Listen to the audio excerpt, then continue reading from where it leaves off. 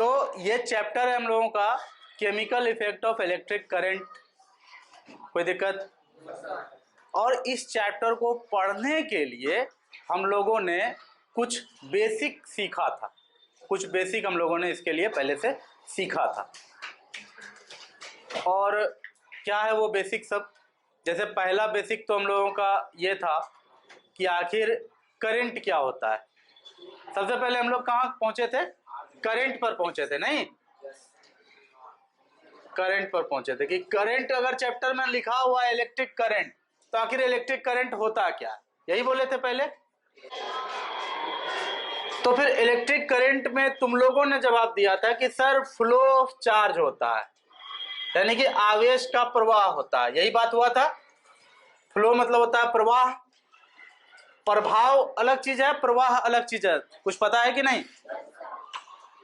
जैसे ठंडा आता है तो कुछ लोगों का जोड़ों में दर्द शुरू हो जाता है, तो वो ठंडा का प्रभाव है ना, इफेक्ट है। और बारिश आती है तो हर जगह पानी बहता हुआ दिखता है, तो वो जल का प्रवाह है। नल खोलने पर जो पानी निकलता है वो जल का प्रवाह है, वो प्रभाव नहीं है, वो फ्लो ऑफ वाटर है। तो फ्लो और इफेक्ट में अंतर पता है, प्रवाह और प्रभाव में अंतर पता है। तो फ्लो ऑफ चार्ज को हमने क्या कहा था? Electric current. फिर चार्ज के ऊपर अच्छा खासा बात हो गया था, नहीं? चार्ज की बात करते करते हम लोग कहाँ पहुंच गए थे? इलेक्ट्रॉन और प्रोटॉन तक पहुंच गए थे। और इलेक्ट्रॉन और प्रोटॉन की बात जैसे ही आएगी तो ये भी बताना पड़ेगा कि वो किसके कारण होता है? एटम के अंदर होता है ना? फिर आगे बात किए थे कि एटम क्या होता है, तो इलेक्ट्रिकली, एटम क्या होता है? इलेक्ट्रिकली न्यूट्रल, विद्युतः उदासीन होता है। ये भी बात हुई थी कल। देख रहे हो, चेन में हर चीज है। करंट से सीखे थे चार्ज, चार्ज से सीखे इलेक्ट्रॉन प्रोटॉन, प्रोटॉन इलेक्ट्रॉन से सीख लिए एटम, ये वहां होता है इलेक्ट्रॉन प्रोटॉन, है ना? देखना है तो प्रीवियस क्लास जाके देखो, ठीक है? तुम लोग रिवाइज करते हो क्लास को फिर से? इतना तामझाम, इतना मेहनत क्यों हो रहा है रिकॉर्डिंग में? फिर इलेक्ट्रिकली न्यूट्रल क्यों होता है? क्योंकि नंबर ऑफ इलेक्ट्रॉन और नंबर ऑफ प्रोटॉन बराबर होता है ना? फिर उसमें तब फिर आगे कहानी में ट्विस्ट आया था कि हमेशा न्यूट्रल नहीं होता है, कभी कभी सिचुएशन, ऐसा परिस्थिति बन जाता है कि वो क्या बन जाता है? फिर आयन, उसमें आयन बन जाता है। वो एटम क्या बन जाता है? एटम बन जाता है आयन। और आयन जैसे ही बनता है तो फिर वो न्यूट्रल नहीं रहता है। जैसे ही एटम आयन बनता है तो वो न्यूट्रल रहता है क्या? तो वो न्यूट्रल नहीं रहता है। वो क्या हो जाता है तब? पॉजिटिव चार्ज हो जाता है उसके ऊपर, या फिर निगेटिव चार्ज हो जाता है। इसके बारे में कल ढेर सारी बातें हुई थी कि जैसे सोडियम प्लस का बारे में बात किए थे, तो इसमें बात यही हुआ था कि सर 11 प्रोटॉन तो इसके न्यूक्लियस में था ही, लेकिन एक इलेक्ट्रॉन बाहर निकल गया, जिसके कारण कि 10 ही इलेक्ट्रॉन बाहर चक्कर लगा रहा है ना? तो एक इलेक्ट्रॉन का कमी आ गया, एक प्रोटॉन इसमें बढ़ गया, यानी कि पूरा का पूरा एटम पे एक प्रोटॉन का चार्ज एक्स्ट्रा हो गया। इसलिए पूरा का पूरा एटम क्या कहलाता है? Positive charge. Positive charge ion, positive charge ion. और सेम बात फिर क्लोरीन पर भी हुआ था कि क्लोरीन में सेंटर में तो 17 इलेक्ट्रॉन था, लेकिन चारों ओर चक्कर लगाने वाले इलेक्ट्रॉन्स की संख्या कितना हो गया था? 17 प्रोटॉन था सेंटर में, इलेक्ट्रॉन बोल दिए थे अभी हम क्या? अच्छा सॉरी इसके लिए। सेंटर में 17 प्रोटॉन तो था क्लोरीन में, लेकिन चारों ओर चक्कर लगाने वाले इलेक्ट्रॉन्स की संख्या कितनी हो गई थी? 18, यानी 18। तो फिर ये सरप्लस इलेक्ट्रॉन हो गया था, प्लस हो गया था ना इसमें इलेक्ट्रॉन का, तो एक इलेक्ट्रॉन एक्स्ट्रा हो गया, तो एक निगेटिव चार्ज इसमें एक्स्ट्रा हो गया। हालांकि ये बात और है कि ये अफोर्ड कर सकता है, ये एक इलेक्ट्रॉन एक्स्ट्रा अफोर्ड कर सकता है। इसका साइज, इसका घर इतना बड़ा है कि एक इलेक्ट्रॉन एक्स्ट्रा अफोर्ड करता है। भले ही करता है, लेकिन फिर भी लोग तो कहेगा ना, समाज तो कहेगा ना कि देखो एक आदमी एक्स्ट्रा उसके घर में रहता है, है ना। ये परेशानी तो होता है क्लोरीन को, तो यही परेशानी को नाम दिया गया है निगेटिव चार्ज की। क्लोरीन के ऊपर निगेटिव चार्ज है। क्यों बोलते हैं निगेटिव चार्ज?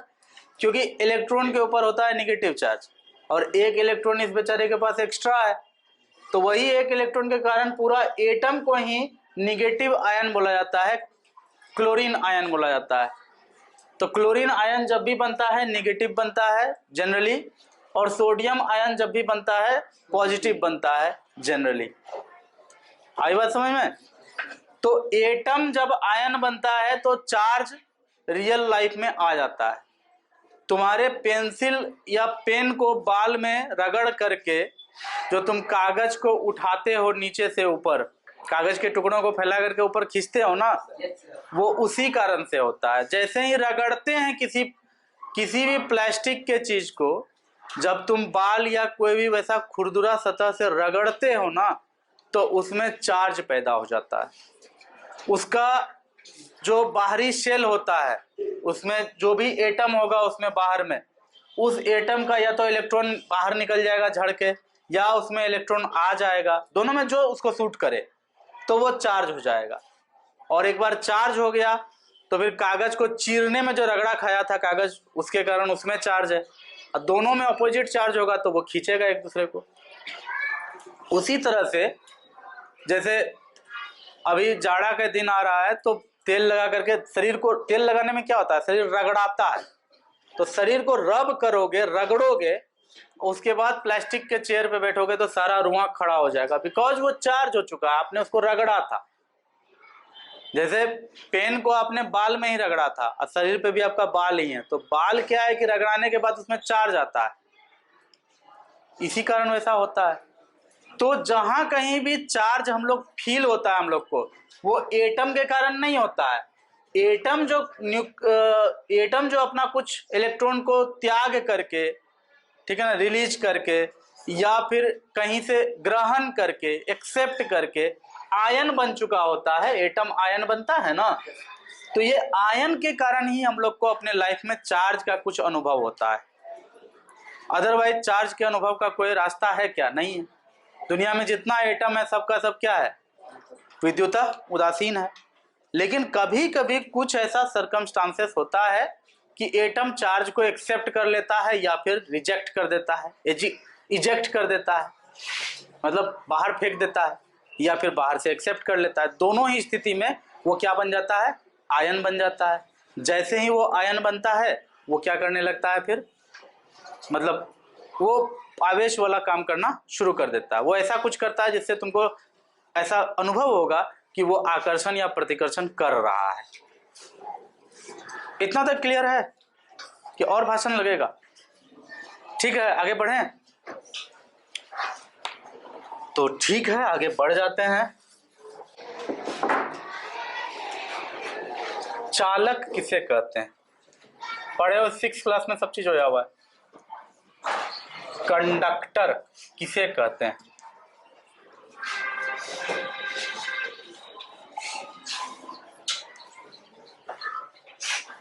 ये क्लासेस को रिकॉर्ड करने का आइडिया बहुत लेट से आया, लेकिन अगर पहले से किए रहते तो बड़ा मजा आता।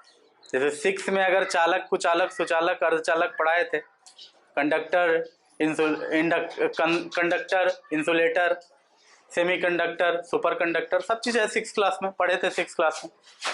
तो उसका अगर अपने पास एक डाटा होता वीडियो फॉर्मेट में, तो अभी जैसे ये लिखे थे तो एक टास्क दे सकते थे कि आज जाकर के वो वाला वीडियो देख लेना है। तो इससे क्या होता कि पूरा इंटीग्रल डेवलपमेंट होता तुम लोग का, है ना। 8 पढ़ते तो 6 भी एक बार रिकॉल हो करके पढ़ाई होता। तो फिर भी ऐसा नहीं है कि एक हम ही पढ़ाते हैं, दुनिया में बहुत लोग पढ़ाते हैं। आप लोग को अगर इच्छा होगा तो जाकर के यूट्यूब पर कोई वीडियो देख लो, या फिर इंटरनेट पे कोई अच्छा डॉक्यूमेंट निकाल के विकिपीडिया पर पढ़ लो, तो कर सकते हो। जो क्यूरियस है वो कर सकता है, जिसके अंदर जिज्ञासा है वो सीख सकता है। खैर, चालक के बारे में क्या बताए थे? ऐसा पदार्थ जिससे होकर विद्युत धारा प्रवाहित होती है उसे चालक कहते हैं। उसमें मेनली क्या सब था? सबसे पहले तो सारा का सारा धातु था या नहीं? सारा धातु था ना उसमें। लगभग सारा धातु है। अब जैसे सिर्फ एक शीशा को छोड़ दिया जाए, क्योंकि शीशा होकर भी करंट पास करता है, लेकिन वो उतना अच्छे से पास नहीं करता जितना बाकी धातु से करता है। तो खैर वो एक बड़ा मुद्दा नहीं है। धातु जितना भी है, चाहे वो लोहा है, निकेल है, कॉपर है, क्या एल्यूमिनियम है, मैग्नीशियम है, जिंक है, सोना है, चांदी है, जितनी भी धातु है उस होकर के विद्युत द्वारा प्रवाहित होता है। अच्छा, इतना डिटेल में क्यों जा रहे हैं? बोले सर इतना डिटेल में जाने का क्या जरूरत था, विद्युत द्वारा पढ़ा रहे थे। देखो हम लोगों को केमिकल इफेक्ट पढ़ना है, यानी कि रासायनिक प्रभाव पढ़ना है।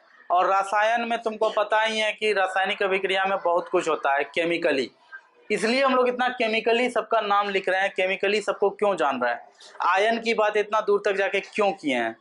क्योंकि उसके बिना तुम इस चैप्टर को ठीक से नहीं समझ पाओगे। हो जाएगा कंप्लीट चैप्टर, लेकिन समझ नहीं पाओगे, इसलिए इतना कुछ करना पड़ता है। ठीक है, धातु में इतना कुछ है। होता क्या है, अब क्वेश्चन मान लो कभी आए तुम्हारा कि सर आखिर धातु होकर के ही करंट क्यों पास करता है, ऐसा क्या होता है धातु में कि धातु होकर करंट पास करता है? तो इसका जवाब है कि बच्चों धातु ऐसे पदार्थ होते हैं, धातु ऐसे पदार्थ होते हैं जिसके परमाणु, धातु ऐसे पदार्थ होते हैं जिसके परमाणु धनायन बनने के लिए, इस कंसेप्ट को बहुत ही ध्यान से समझने का कोशिश करना। ये समझ लिए तो तुम्हारा समझ लो बहुत दूर तक 12th तक का काम हो जाएगा। धनायन यानी कि पॉजिटिव आयन।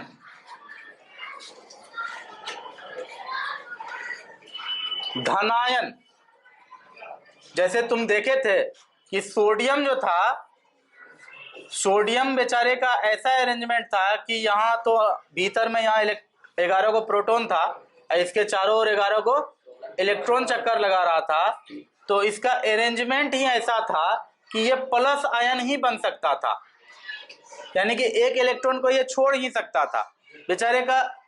अब देखो इसका घर छोटा है, खुद ही निकलने का सोच रहा है, एक तो एक्स्ट्रा कहाँ से पकड़ के लाएगा? किसी अनाथ को पकड़ के ला सकता है कि चलो मेरे यहाँ रहना? क्लोरीन कर सकता है, क्योंकि क्लोरीन का घर बहुत बड़ा है। ठीक है, अगर एक आदमी सिर्फ घर में रहने वाला भी हो जाए ना, कि घर में रहता है और उसके जान पहचान का है, तो चोर को उस घर के अंदर घुसने से पहले सोचना पड़ जाएगा।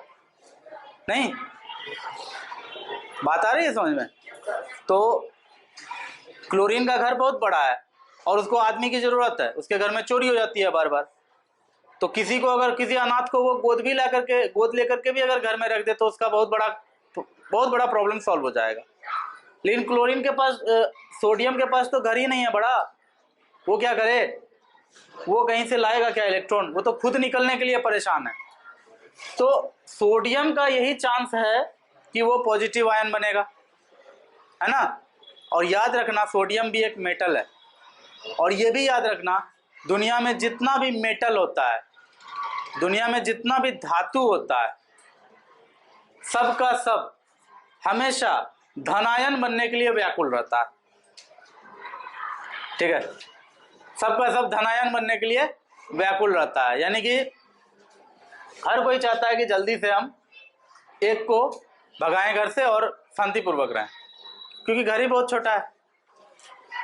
आ रही बात समझ में? घर ही बहुत छोटा है, एक बाहर में एकदम आवारा की तरह घूमते रहता है।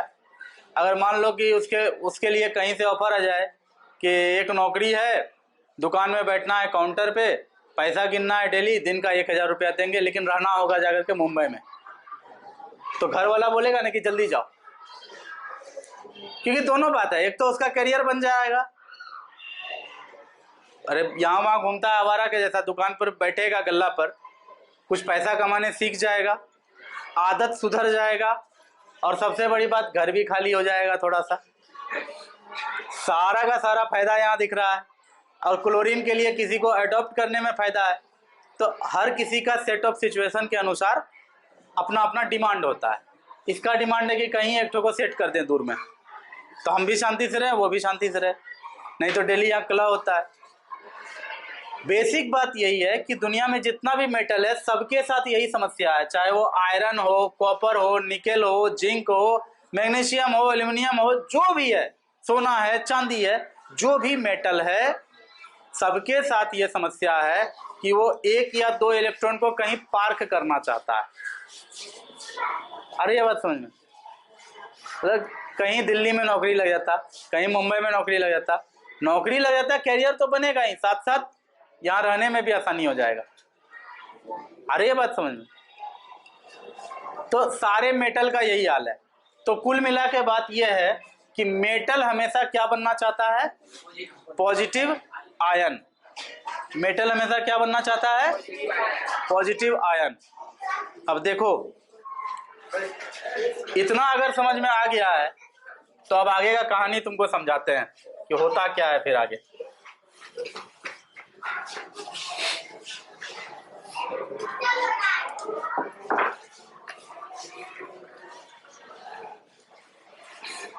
ये ठीक है, क्लियर है, क्यों लिखे हैं, समझ में आया? कि धातु का एक सबसे बड़ा गुण होता है कि वो धनात्मक आयन बनने के लिए हमेशा तैयार रहता है। लिख लो इस बात को, एक स्टार पॉइंट लिखिएगा, स्टार पॉइंट लिखिए। अधिकांश धातु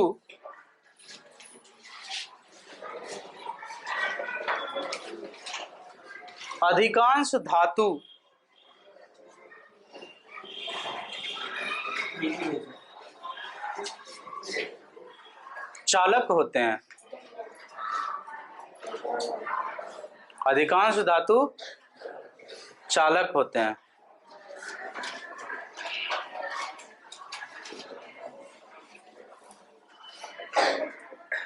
अधिकांश धातु चालक होते हैं क्योंकि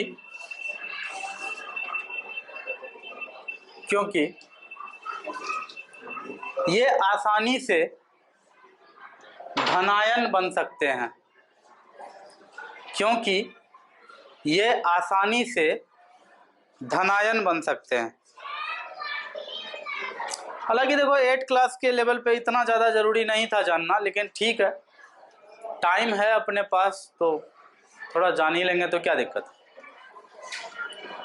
ऐसे भी तो ये सब जानने के बिना इस चैप्टर में जितनी बातें किताब में दी गई हैं उनको बस रटाना ही पड़ेगा, समझ में तो कुछ आएगा नहीं, लेकिन इन सब बातों को जान लेने के बाद चैप्टर की बातें समझ में आएंगी।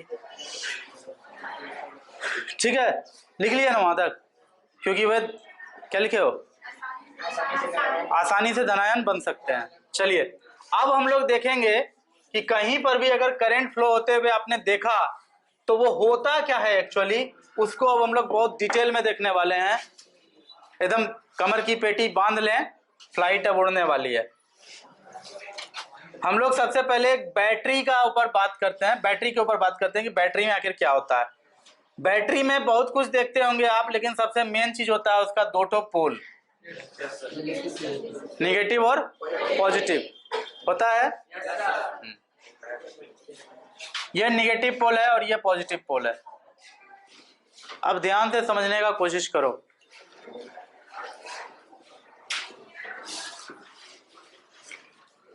बिजली देकर के चाहे जैसे भी हो, इसके अंदर एसिड होता है, वाटर होता है, सारा अरेंजमेंट होता है। आपको सब कुछ पता है कि बैटरी को चार्ज किया जाता है ना। बैटरी एक बार चार्ज हो जाता है, लो इधर बोर्ड की तरफ देखिए, इधर उधर देखते हैं तो हमको पढ़ाने में दिक्कत होता है। जब यह चार्ज हो जाता है अच्छे से,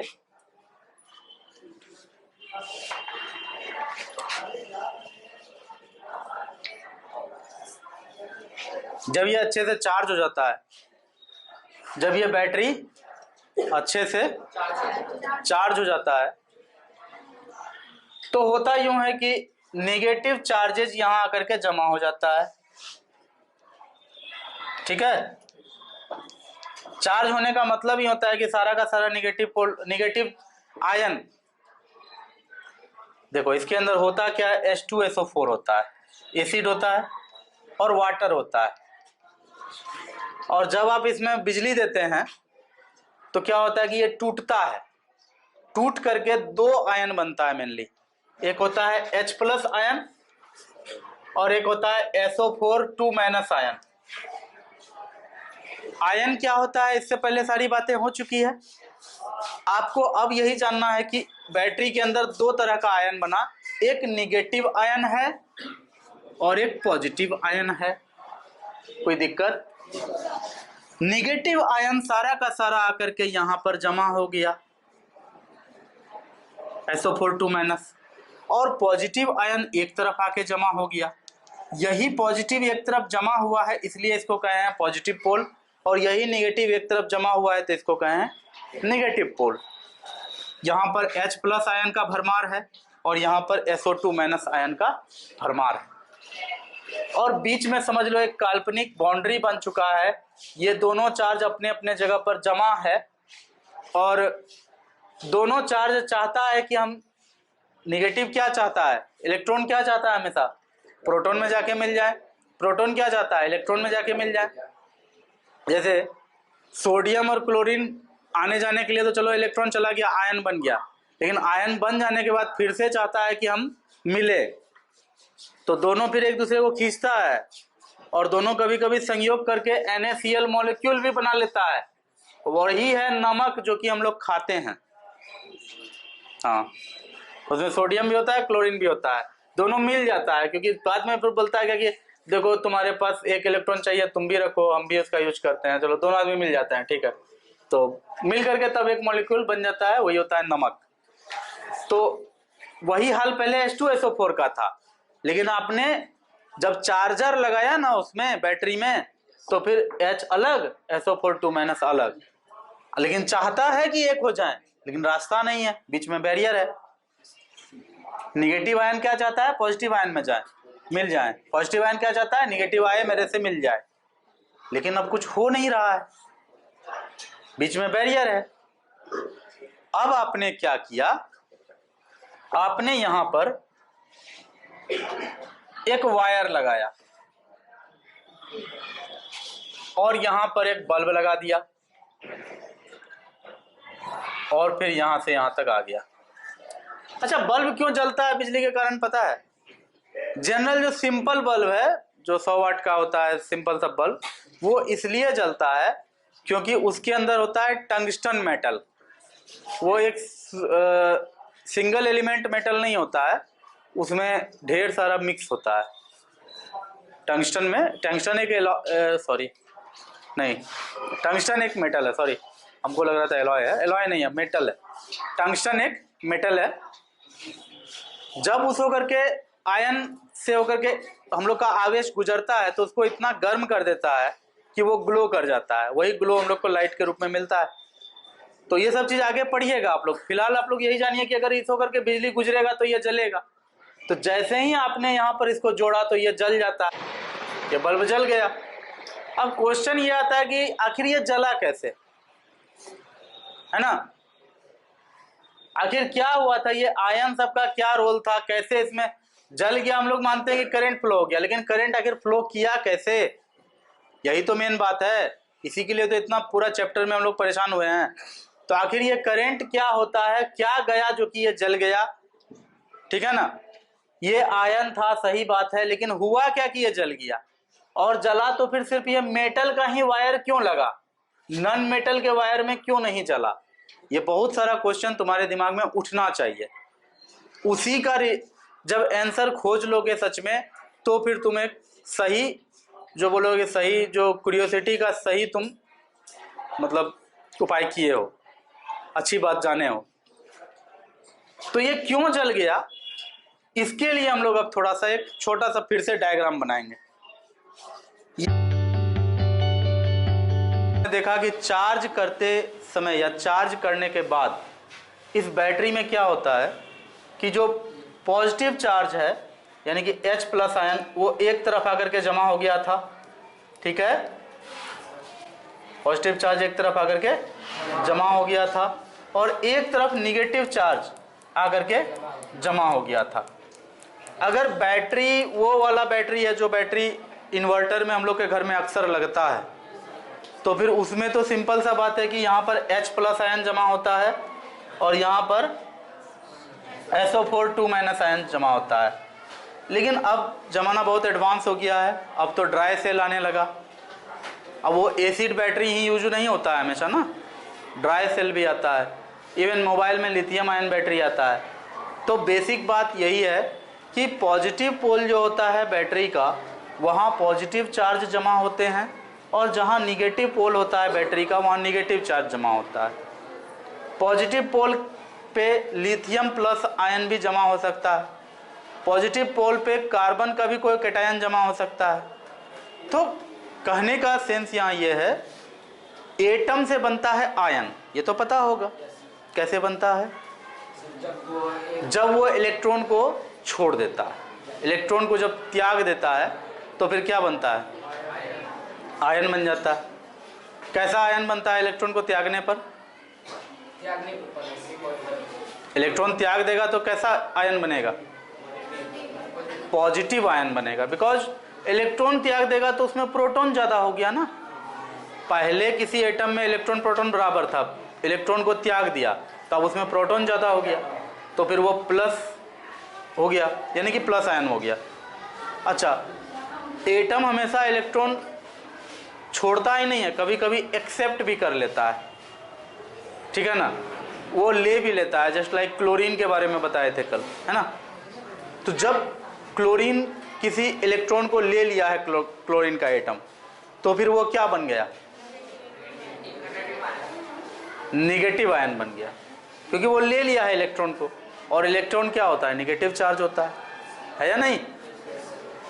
अब देखो, जब इस तरह से आपका बैटरी तैयार है, मैंने पहले ही कह दिया है कि यहाँ हमेशा H प्लस नहीं होगा, यहाँ हमेशा SO4 2 माइनस नहीं होगा, कोई प्लस आयन यहाँ होगा, कोई माइनस आयन यहाँ होगा। कमेंट।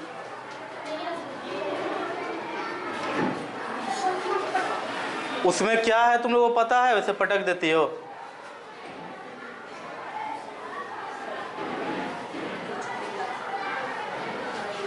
चलो देखो यहाँ, तो कोई भी बैटरी हो उसमें एक तरफ प्लस होता है, एक तरफ माइनस होता है, और इस तरह से इसमें बीच में बैरियर होता है कि फिर जाकर के मिल नहीं सकता है। लेकिन जहाँ माइनस बहुत ज़्यादा हो जाता है वहाँ पर फिर प्लस का ज़रूरत पड़ जाता है कि कहीं से कोई प्लस आयन आ जाए या फिर कोई भी पॉजिटिव आयन आ जाए। और जहाँ पर केवल प्लस ही प्लस चार्ज है, वो तो पूरा ललायित रहता है कि कहीं से तो एक इलेक्ट्रॉन आए, इतना सारा प्लस आयन है, हर किसी को एक इलेक्ट्रॉन की ज़रूरत है, मतलब बहुत ज़्यादा एकदम डिमांड हो गया है प्लस का। समझ में आ रही है बात? डिमांड हो गया है इलेक्ट्रॉन का, और ये बात समझ में। ऐसी स्थिति में तुम क्या करते हो कि एक मेटल का वायर, तुम एक मेटल का वायर जोड़ते हो, और इस तरह से मेटल का वायर तुमने जोड़ दिया, बीच में कहीं पर एक समझ लो बल्ब आपने लगा दिया है इसमें, और ये बल्ब जैसे ही आपने लगाया है तो बल्ब जलने भी लगा था।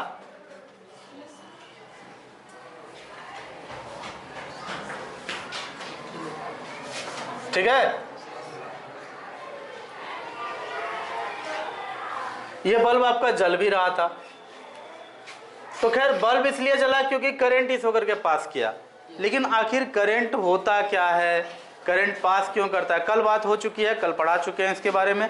मैंने कल कहा था कि चूंकि आप 8th क्लास में हैं तो थोड़ा सा डिटेल में तो जाएंगे और ज़रूर समझा के ही दम लेंगे, है ना।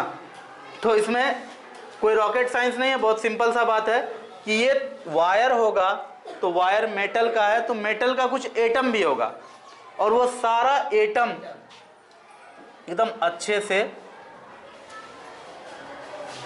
अलाइंड होगा।